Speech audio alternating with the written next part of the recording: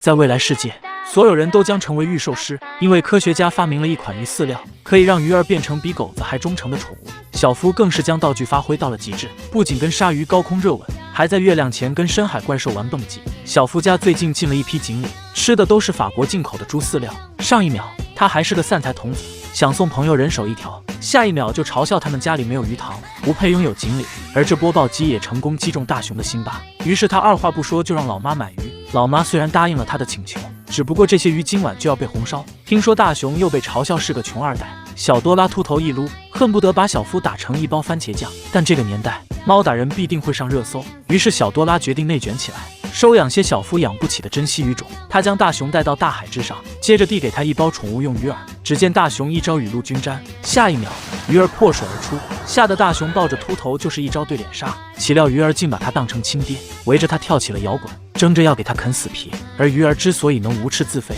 正是这包平平无奇的鱼饵的功效，外加鱼饵附上了大雄的气味，所以他们只认大雄为主，争宠之心更是堪比《甄嬛传》。这下大雄觉得让小夫身败名裂后一夜破产问题不大，于是他像要抛了小夫家祖坟的架势，主动上门硬刚，表示自家的鱼不是谁想养想养就能养的。这波稀疏平常的内卷成功拿捏了众人的好奇心，于是他们一拍即合，来到了大雄家。看着大雄两人像精神出了问题的主持，小夫认为80%是过期牛奶喝多了。可当大雄吹响口哨后，他们整个人都惊呆了，因为鱼儿都会飞了，说明母猪会上树也不远了。然而大雄的绝技并不只有转圈圈，只见他一声令下，练鱼就原地倒立。看着大雄玩得如此丝滑，小夫断定这必定是魔术，于是小多拉再次祭出第二波演员，这次不仅仅会原地倒立，还有升级版的敬礼，就连大雄最擅长的射击游戏，鱼儿也会配合着假死。这波操作真是全方位无死角六边形的墙，看得胖虎原地认了大雄小弟的身份。于是大雄主动招供了鱼饵的事情，并送了胖虎一头威武雄壮的鱼当坐骑，又给静香安排了一头瑶妹。看着大雄把鱼饵放在院中，小夫七个不服，战术性撤退，然后在3男带1女出门散步后，再次杀回，决定靠白嫖实现丰衣足食。但他没想到鱼饵处有保镖看守，硬生生被喷成了火灾现场的幸存者。不过鱼饵也总算到手了。另一面的胖虎决定回家给老妈看看自己的新宝马，就看到老妈身受重伤。原来虎妈想找工具修剪树木，却因为仓库没灯意外摔倒。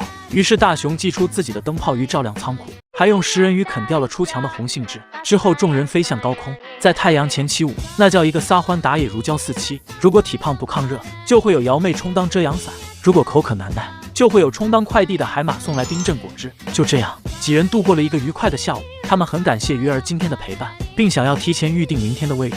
只可惜鱼饵的效果只能持续12小时。静香不舍得跟坐骑道别，但大雄却为他们留下了一份神秘礼物，用会发光的鱼陪伴他们度过漆黑的夜。另一面的小夫在白天找到自己做船长的亲戚，并将到来的鱼饵递上，希望亲戚可以在深海给自己弄点珍稀物种。于是当晚，小短腿飞檐走壁来到别墅楼顶，满心期待起自己的宠物。然而当宠物的身形逐渐显现之际，小夫整个人都惊呆了，因为吃人不眨眼的鲨鱼只是弟弟，各种深海怪兽才是大哥。与大雄和谐的送走萌宠不同，小夫当场被绑架，结束了年仅8岁的生命。不要走开，下集更精彩。很多人都认为大雄是个失败之人，但很少有人知道他也有着一颗乐于助人的心。只因老板送了大雄2个点心，大雄就要滴水之恩当涌泉相报，拯救这家即将倒闭的100年老店。故事还要从大雄日常跟老妈讨要生活费说起。在老妈拒绝后，大雄还想抢救一下，结果发现家中竟闹鬼了。但这其实只是小多拉的恶作剧，只要用远照镜照自己，附近的镜子上就会出现一头秃头大脸怪，所以刚才的闹鬼事件才会对大雄母子俩无差别攻击。蓝胖子认为这是个无用的道具，想要现场报废，却被大雄拦了下来。他认为商店不会制造无用的东西，可大雄从白天想到黑夜，依然没有想到镜子的正确使用方法。最终是电视上播放的录播动漫给了大雄灵感。对于梦想拥有自己的商业帝国的大雄来说，用镜子播放广告或许能为他带来第一桶金。算便宜点，15秒广告收100元，1小时就能赚到24000，这绝对是暴利，不仅能实现漫画自由，铜锣烧自由那也是小事一桩。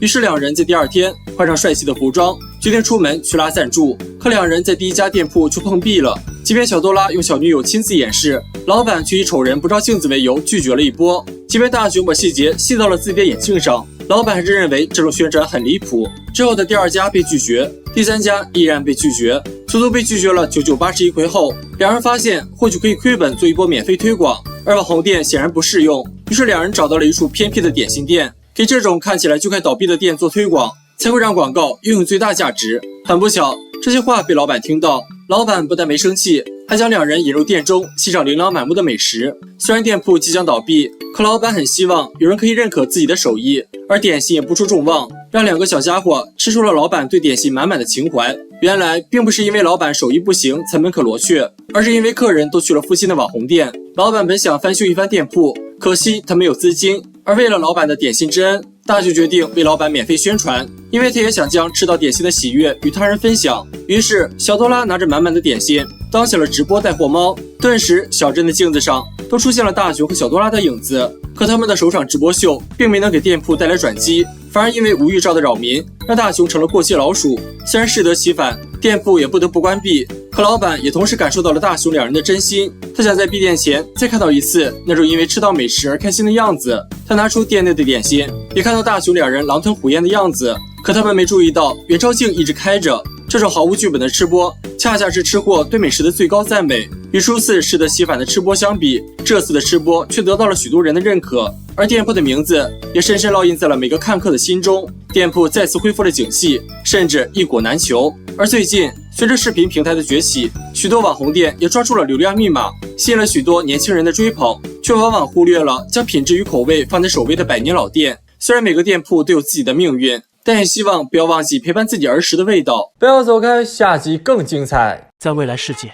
复仇都是用导弹的。如果哪家熊孩子无恶不作，只需按动手中的导弹发射器，就会有导弹从天而降，将他轰到死的不能再死。大雄没有一天不活在胖虎的阴影中，今天更是被对方锤出榴莲大的包。听说锤大雄的理由竟是不需要理由。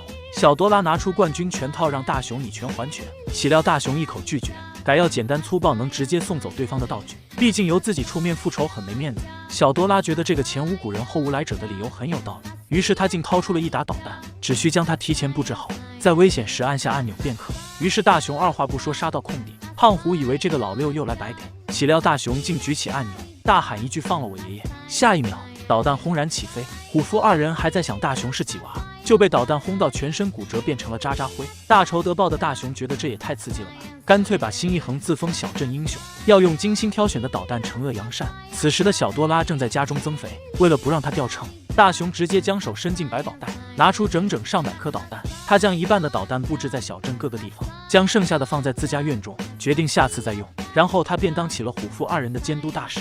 只见没穿裤子找上胖虎让他还书，岂料胖虎竟开启大鼻孔特效，想用鼻毛吓走对方。就在此时，大雄突然悍跳，一声放开我爷爷后，导弹飞出后院，将虎父二人轰成了酱爆鸡排。一招对脸杀让大雄忘了自己是谁，竟主动跳出自认主谋。正所谓夫可忍虎不可忍，两人一脚地板油就要将大雄挫骨扬灰。大雄只好来了招连发，将虎父二人轰成了一包番茄酱。没死透的两人决定分头回家暂避风头，于是大雄便跟上了胖虎，毕竟他的作案概率比较大。可他却忽视了小夫老奸巨猾，仅凭被轰3次的惨案，小夫就推断出大雄家还有存货。他将导弹布置在隐蔽的后山，决定跟大雄正面刚。另一面跟踪胖虎的大雄技术简直夸张，被胖虎一把拎起就要送他直接升天。眼看胖虎就要使出必杀技，大雄却在这时喊停，让胖虎想想后果，毕竟手握导弹的男人就是有底气。岂料小夫却在此时悍跳，大喊你爷爷一方。下一秒一颗导弹轰然落下，大雄直接全身骨折。听说导弹被虎父二人抢走一半，